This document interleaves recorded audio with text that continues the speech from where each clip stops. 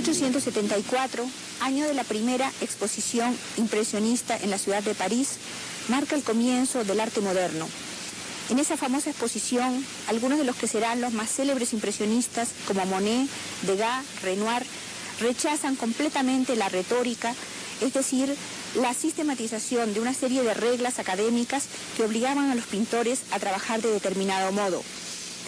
El crítico inglés Herbert Reed escribió que dos grandes tendencias derivan de la exposición y del movimiento impresionista.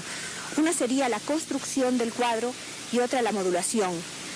La construcción significa la organización del cuadro de acuerdo con una determinada estructura, y a la cabeza de esta tendencia estará Cézanne. Y la modulación significa que sobre el motivo se desordenan los elementos que tradicionalmente estaban equilibrados, es decir, que se pone un mayor énfasis en el color, en la luz, en la atmósfera, y que por consiguiente el cuadro queda desequilibrado. Ha entrado la libertad al arte y también con la libertad ha entrado el desorden.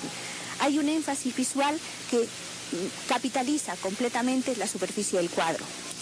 De 1906 a 1926, el más grande de los impresionistas, Claude Monet, va a trabajar en el estanque de Giverny sobre un solo tema, los nenúfares. Trabajará únicamente sobre la superficie pintada, o sea que abandonará por completo el motivo y le dará al cuadro una autonomía visual definitiva. Es este trabajo, el trabajo de Claude Monet, el que abre paso a toda una serie de tendencias enteramente libres que desorganizarán el arte moderno y que le darán su independencia con respecto a todos los trabajos pasados. Para todos los que están viendo los nenúfares pintados por Claude Monet en Giverny, les será fácil comprender por qué se le considera un precursor o el precursor del arte contemporáneo. Porque él vio la superficie como una serie de colores pintados en un cierto orden, es decir, logró la ambición que todos los artistas modernos tenían dentro de sí mismos. En 1874 se hizo la primera exposición impresionista. 10 años después, en 1884, ya los artistas están trabajando en sus poéticas particulares. Renoir, como ustedes vieron, parecido a Ingres. Camille Pissarro, en cambio, sigue más o menos la estética impresionista de cerca. Es decir, es el que más se acoge a la pincelada, cortando la superficie y dándole una sensación como de apertura al cuadro. Degas, por el contrario, va a abandonar por completo aquellas maravillosas y muy compuestas y muy convencionales bailarinas y las va a disolver casi gracias a la pincelada. En el caso de Van Gogh, la locura llega a sus extremos límites. Él abandona la pincelada impresionista y se lanza a una forma que es mucho más expresionista y romántica. En el caso de Vermorisot es el intimismo el que triunfa, un intimismo que permite que la pincelada esté más o menos liberada, pero que se interesa por el tema. ¿Y qué pasa con Signac y con Seurat? Ellos van a trabajar como puntillistas, es decir, van a convertir la superficie en una serie de puntos que reunidos darán la sensación de compacidad del motivo. Hablemos de la propagación del impresionismo en otras partes del mundo, especialmente en Estados Unidos y en Latinoamérica. Esa propagación fue enorme y tiene un carácter muy particular. Debe tomarse como una modernización. ¿Qué quiere decir esto? Quiere decir que se acepta la pincelada, que perturba de algún modo aquella superficie completamente cerrada, completamente redonda del cuadro académico, del cuadro del siglo XIX, pero al mismo tiempo se conserva el motivo. Los impresionistas franceses hicieron que prácticamente el motivo desapareciera, y ustedes ya lo vieron cómo la superficie pintada reemplaza al motivo. Pero en cambio, entre los impresionistas latinoamericanos y norteamericanos, el motivo sigue siendo importante. Es decir, que el cordón umbilical con la realidad no se ha cortado y que esa realidad sigue existiendo en la mente y también en el ojo del artista. Los americanos son un caso aparte. Ellos van a utilizar el impresionismo como algo para aligerar el cuadro. Caso de Winslow Homer cuando está pescando en los Adirondacks. Caso de Charles Hassan cuando en 1894 pinta esta escena de interior. Uno de los temas principales de los postimpresionistas es el mar. Turop, que vive entre 1858 y 1928, se ocupa casi exclusivamente de este tema. En cambio, Robert Henry le interesan más los ríos. En 1900 esos ríos van a ser como descongelados por su pincelada impresionista. Philip Wilson, en las playas de Boulogne, dará una imagen así como fresca, simpática, activa, que es lo que querían los posimpresionistas. Sorolla, en España, activará mucho más la superficie. Él vive entre 1863 y 1923. Alfredo Helsby, en Chile, que vive entre el 62 y 1933, se va a ocupar de estas cosas desvanecidas que son sus paisajes. Y Pedro Lira, por el contrario, fortalecerá el paisaje con una pincelada mucho más animada y viva. Carlos Federico Sáenz de Venezuela le dará al chal rojo una especie de energía particular que se debe precisamente a la pincelada impresionista. Y Carlos Alberto Ímir, en El Salvador, entre 1879 vive y 1949, va a volver al intimismo de que hablábamos antes. Alfonso González Camargo, en Colombia, anotará, su trabajo es más que todo una anotación. Walter de Navacio, en la Argentina, entre 1887 y 1921 vive y será un impresionista como de segunda categoría, pero interesante, como también otro argentino, Ernesto de la Cárcova, que conseguirán siempre esta especie de clima de frescura que buscaba el movimiento. Pero de todos ellos, realmente el más importante es el mexicano Joaquín Clausel. Los canales de Xochimilco de Joaquín Clausel son extraordinarios, son también verdaderas superficies de color.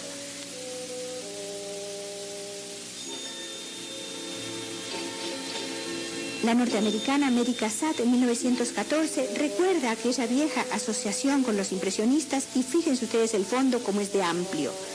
Y John Marin, mucho más adelante todavía, en 1926, consigue darnos esta fresca visión de un paisaje norteamericano. Fidelio Ponce, en Cuba, entre el 34 y el 36, hace figuras muy leves, distintas a las de René Portocarrero, otro cubano que dará unas visiones feéricas de Cuba. Armando Baloni, en Brasil, entre 1901 y 1969 vive y por consiguiente le toca así de refilón la pincelada posimpresionista. Pero de todos ellos, Armando Reverón es realmente el personaje venezolano, que además es una especie de Gauguin tropical, porque él va a vivir a Punta de Mulatos y ahí trabaja sobre coleta margarita, es decir, un costal con caseínas, y su periodo blanco es de las cosas más extraordinarias que se conocen. Un paisaje de Reverón, completamente esfumado, trabajado en este caso en sepias sobre la coleta, y otro paisaje también extremadamente bello por lo desvanecido. Es lógico que la libertad de la pincelada impresionista conduzca a la libertad de la vida interior y que el discurso de la vida interior se imponga en una serie de artistas que trabajan dentro de esta técnica. ¿Qué quiere decir el discurso de la vida interior? Quiere decir la fluidez de la memoria, la fluidez de las imágenes que no tienen que ver y que se enfrentan de alguna manera al discurso simbólico. El discurso simbólico sería el contradictorio con el discurso de la vida interior. En el discurso simbólico se necesita una prueba racional, se necesita organizarlo de acuerdo con una estructura racional del pensamiento. Pero el discurso de la vida interior es completamente subjetivo, está unido a la subjetividad, de manera que casi toda la obra de esta época, se va impregnando de esa especie de extraña sensibilidad que procede de la vida interior. Pierre Bonnard en el 30 hace una serie, en 1930 hace una serie de obras que son reales herederas del impresionismo, porque ustedes ven aquí ese movimiento de liberación y de frescura plenamente colocado en el cuadro. En todos sus cuadros, en sus paisajes que son tan audaces, que son tan originales, y en sus interiores como esta famosa bañera. Jean-Edouard Vuillard, que vive entre 1868 y 1940, también es un intimista posimpresionista muy importante. Y Oskar Kokoschka, austríaco, lleva ese modo de trabajo al exterior y entonces todo su paisaje queda ligeramente conmovido.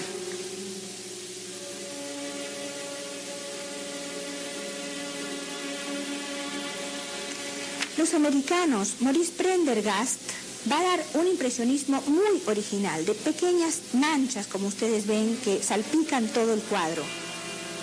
O John Singer Sargent, en la calle de Venecia, encontrará esas figuras que no están del todo definidas y que por consiguiente se liberan, como pasaba con todas las escenas, la de Merritt Chase también, la llamada de un amigo en 1895, es una escena liberada, donde no hay una prolijidad demasiado excesiva.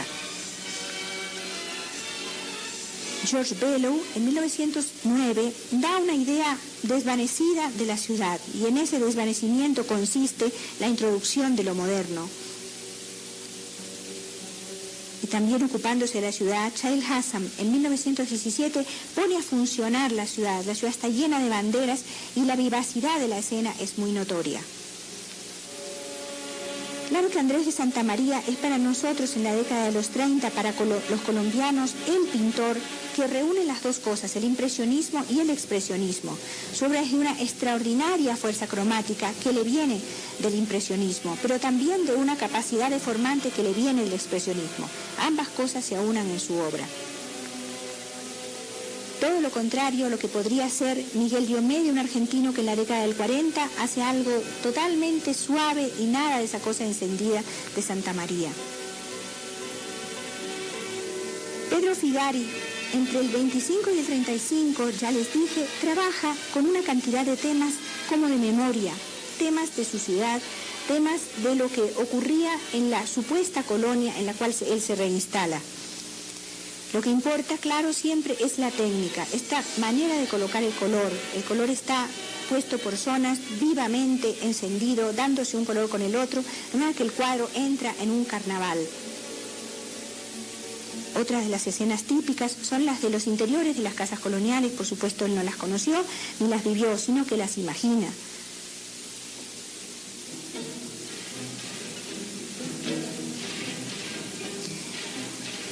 El segundo punto de partida del impresionismo podría ser el que se refiere o el que se relaciona con la intimidad, con el intimismo.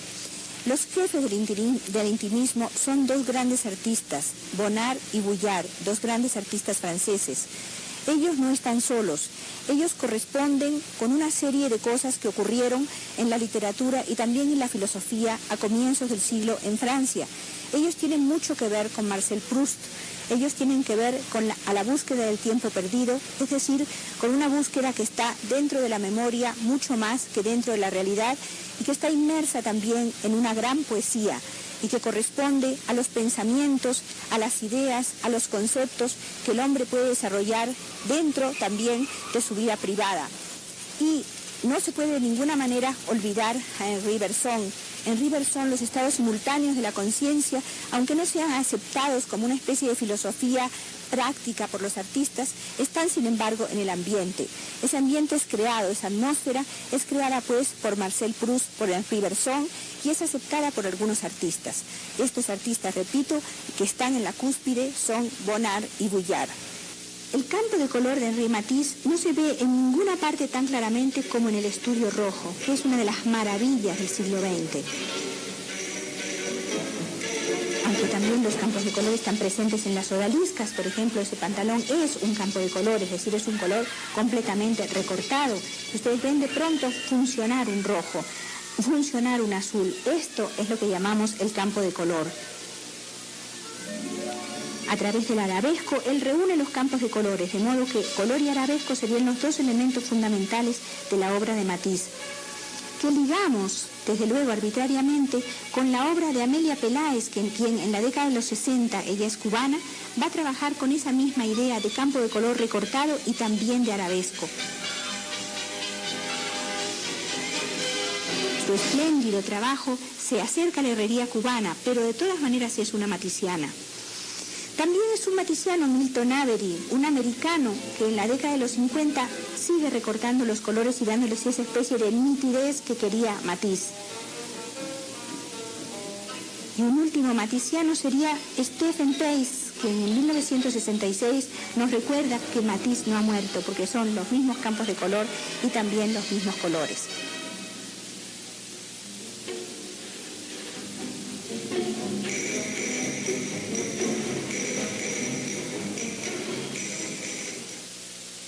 Y puesto que estamos en el terreno de la memoria, yo quiero introducir aquí a Pedro Figari, un abogado uruguayo que se vuelve pintor ya mayor y que desde 1921 va a pintar en París alrededor de 3.000 cartones que recuerdan los paisajes imaginarios de Montevideo colonial.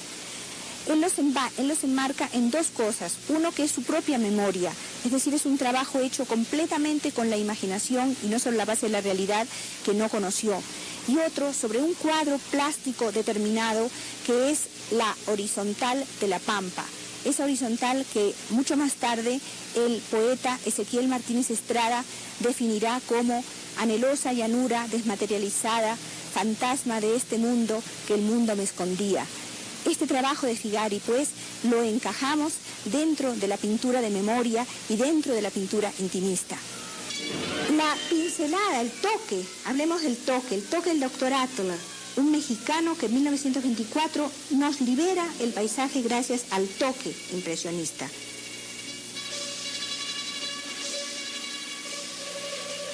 Y también podemos hablar de Ignacio Gómez Jaramillo en Colombia, que no es estrictamente un impresionista, pero que se beneficia del movimiento. Entonces su paisaje queda, como ustedes vieron, muy flojo, muy suelto.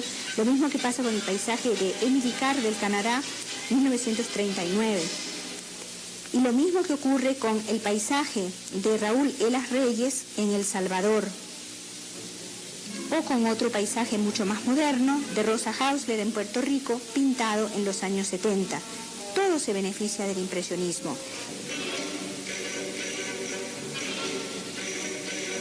El niño de Vallecas de Botero tiene el toque impresionista así vivamente puesto en esta figura y también en la famosa sonrisa de la Gioconda a los 12 años, que pinta en 1959. Por último, la familia de Monet, que lee en El Crepúsculo, pintado por Samuel Bury, es un caso clásico de la supervivencia del impresionismo. Un tercer punto de partida del postimpresionismo sería para mí el que propone uno de los más grandes artistas del siglo, el francés Henri Matisse.